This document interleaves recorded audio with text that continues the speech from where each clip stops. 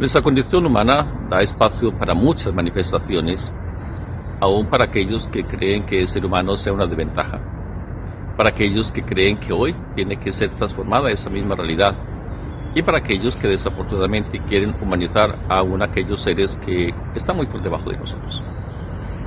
El Señor por eso nos recuerda hoy que hay muchas fuentes de conocimiento, muchas cátedras, muchas personas que se ponen frente a nosotros para hacernos creer sus experiencias, sus pensamientos, sus inclinaciones, sus defectos, o al menos lo que a ellos les parece importante.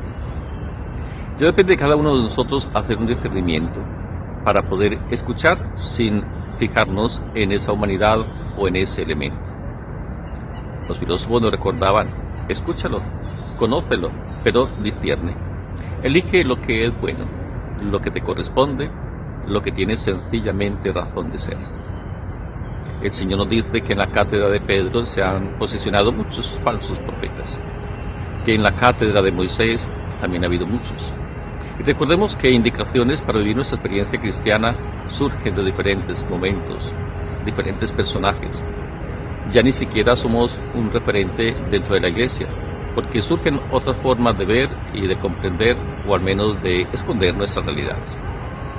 Ahora el Señor nos dice: pongan cuidado a lo que les dicen, escuchen, pero no se detengan, no quieran limitar a aquellos que se han puesto frente a ustedes. Porque su condición humana, como la nuestra también, en más de una ocasión nos hace comprender que tenemos razón, que tenemos la verdad. Desafortunadamente no la ponemos en práctica. Recordemos que a muchos de nosotros se nos dan consejos que la persona que nos los da no los puede vivir, pues están en condiciones distintas. Un ejemplo sencillo: cuando vamos al médico y nos prohíbe el cigarrillo o el tinto, y ellos salen a fumar mientras nos atienden.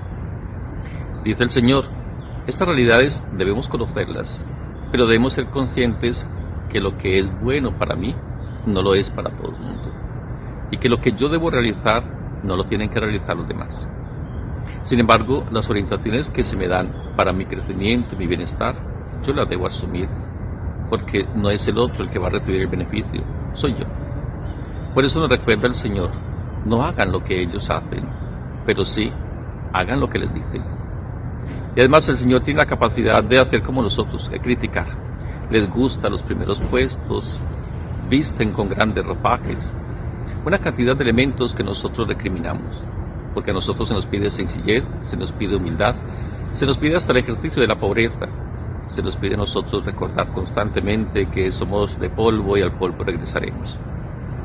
Y esa palabra que se nos ofrece nos puede servir para alcanzar nuestra estatura en la humanidad, para desempeñarnos dentro de nuestra sociedad, para poder acompañar a otros en su proceso de crecimiento, aún para acompañar en ese proceso de despedida de este mundo.